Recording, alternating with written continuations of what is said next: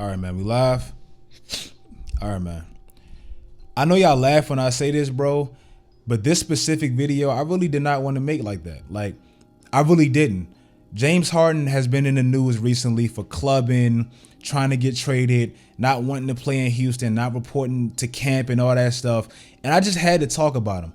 Now, I'm going to get into all of that real quick. But as we all know, man, the season is kicked off. John Wall and DeMarcus Cousins looks great last night. The season is back. Kawhi Leonard talking to Montrezl Harrell, Pat Bev. Like, just seeing the NBA back just brings a smile on my face. And if you guys want to stay in tune with me and what I'm doing, make sure y'all are following my Twitter and my IG. We almost at 8,000 at Twitter, and I just really start promoting this. So make sure y'all following that. Follow my IG as well. Follow all my social media sites because that's how you stay in tune with me and all that stuff and new videos and all that. Now, that's not what this video is about, man. I seen James Harden's mom. I seen her on IG, and she was going back and forth with fans and all this stuff. And she said, my son just wants an opportunity to compete. He wants a championship. He wants an opportunity to compete for a ring and all that. That's basically what she said. This made me feel some type of way because I feel like there's a misconception to some fans about James Harden's tenure in Houston. He wasn't on this trash team that never built around him, never put the right pieces around him and all that stuff. They literally tried every single thing imaginable to get that man a ring. Now, I'm not going to just jump right into it. Let's start from the beginning. OKC, they didn't want to pay a damn luxury tax when James Harden was a sixth man off the bench for, OKC playing with KD and Russ and all that stuff.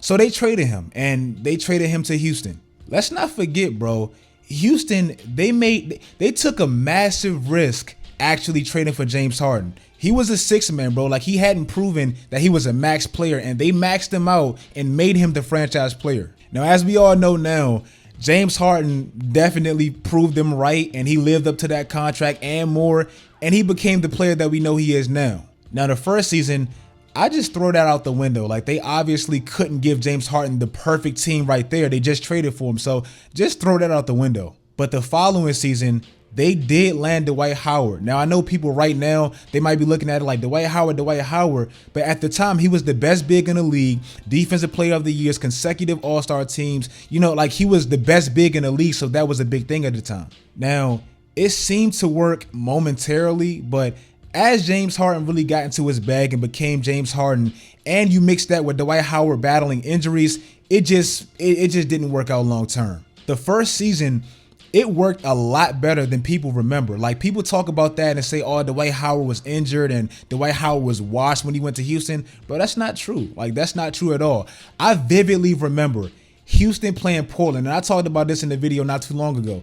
Houston playing Portland in the first round series and Dame hitting that last shot and all that stuff.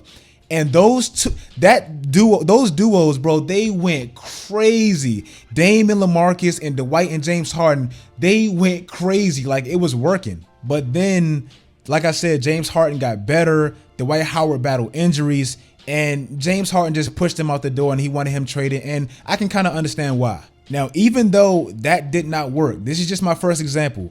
Even though it didn't work long term and all that, give Daryl Morey in Houston a lot of credit for landing arguably the best big at the time and pairing him with James Harden. Mind you, this was the era where the big and the star guard, the Shaq Kobe type of thing, that was still a thing. So that was actually a big ass acquisition. But then as Golden State started to surge, and they pretty much showed us a brand new style of basketball with these 3-point shooting and small ball and all that stuff, Houston, once again, they adapted and they basically gave James Harden a perfect team. They fired Kevin McHale, and I understand why. Now, James Harden and Kevin McHale, they've had their clashes and they talk smack about each other, but I understand why that didn't work. Kevin McHale was a dog interior player, like the up and unders and all that stuff. He's one of the best power forwards of all time, so obviously he's going to want a more traditional style of basketball. James Harden ain't traditional in any way, but who they replaced him with is where I'm like, okay, they gave this man a shot. They gave him Mike D'Antoni. People don't even understand how important or how significant Mike D'Antoni is to the new style of basketball. The Golden State stuff, the San Antonio stuff, Mike was doing that way before it was a popular thing. When Mike D'Antoni first got to Phoenix in 2004, I believe it was, the year prior, they were like ranked 16th in 3-point attempts. So basically, they didn't really care about spreading the floor and small ball and all these 3-pointers. That really wasn't their thing.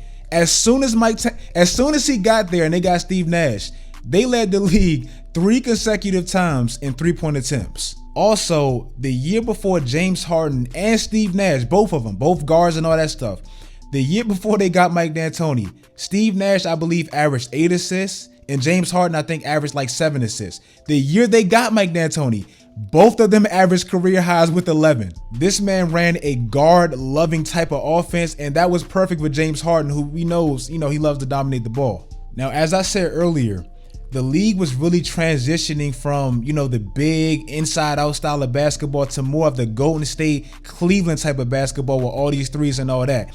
And Mike D'Antoni, he didn't really have to transition because he was already doing that, but he made sure Houston played that style of basketball so they can possibly win. Mike D'Antoni's first year there, they shot 6 more threes than anybody in the league. Cleveland, Golden State, Boston, San Antonio, anybody. That just shows this man was all in. And if you look at the roster, they gave James Harden the perfect James Harden roster. Like, obviously on paper, it's not stars and all that stuff. But for a player like James Harden that dominates the ball, he had all the spacing he needs. There were no big personalities. Well, at the time, Pat Bev wasn't crazy like he is now. Crazy like he is now. There were no stars. It was just basically floor spacing and James Harden. Houston goes on to win 55 games. They make the playoffs. I think they had like the 3rd seed and all that stuff.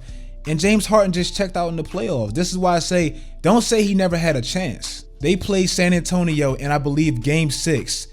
And they got blown out by 39 points at home without Tony Parker and Kawhi Leonard. Obviously, they probably weren't going to win a championship, but they never even gave themselves a chance because James Harden didn't really play that well. Then the Rockets say, okay, we gave him the big, Dwight Howard. That didn't work. He pushed him out the door. Then we transferred to more of the new style of play with the small ball and all that stuff. And we gave him basically his own team surrounded by a plethora of shooters. That didn't work.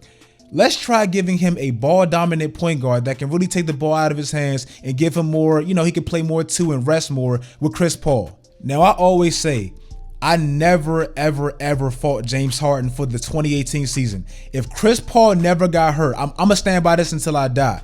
If Chris Paul never got hurt, Houston would be the 2017-2018 NBA champions. Like, this is just what I believe. James Harden played great that year. He won the MVP, all that stuff. They won 65 games, Western Conference. Like, I don't fault James for that.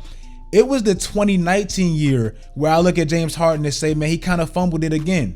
I don't know if James Harden was just on that MVP high. I'm the best player in the NBA, best scorer, whatever.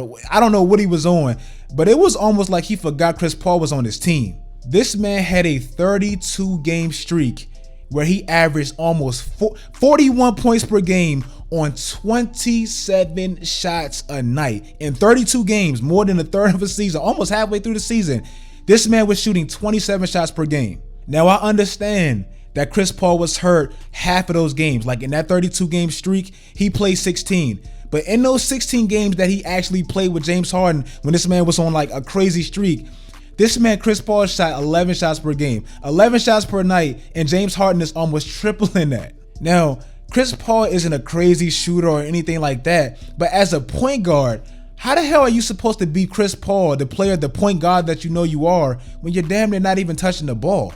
Like I just said, James Harden was shooting 27 shots per night in a 32-game span. Do you know how many shots or how many the career high or season high attempts that Chris Paul had? 27. Like 27. And that was when James Harden wasn't playing tonight. This man, James Harden, his usage rate was 40% that year. 40. That should never happen when you have a point guard like Chris Paul on your team. Meanwhile, Chris Paul is like 114th, 115th in the league, while James Harden is number 1. That shouldn't happen, bro.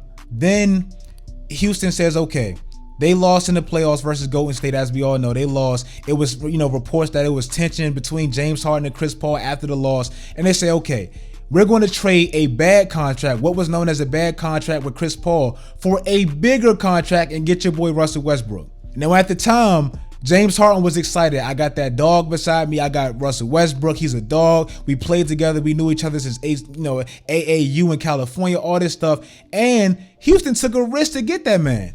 So now, fast forwarding it up all the way to now and all that stuff, when you get John Wall, reports came out that you wanted John Wall. They take another risk and trade Russell Westbrook, that massive contract, for John Wall, who hasn't played in 2 years. Now, like I said at the beginning of the video, the man looks great right now, but it's still early. They did what you wanted and you're still not happy. I'm not making this video to trash James Harden or anything like that. I think his, playoff failures and all that stuff is a little overblown. But I'm just saying, don't ever make it seem like Houston never tried to get this man a championships, because I feel like their whole time together was just Houston taking risk after risk after risk, seeing if this works, seeing if that works, and nothing really ever translated into wins or championships. So that's just what it is, but they tried. If you guys like this video, make sure you guys like this video. Like I said, bro, I just had to put some troops in the air and really show they tried everything, bro. Like, don't blame Houston, bro. Like, they're a well-run organization that tried. It just never worked.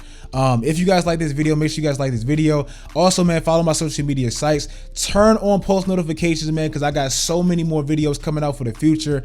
Do all that great stuff, guys. And until next time, as always, turn on my notifications, man. It's about to get lit. It's about to get crazy. Stay tuned.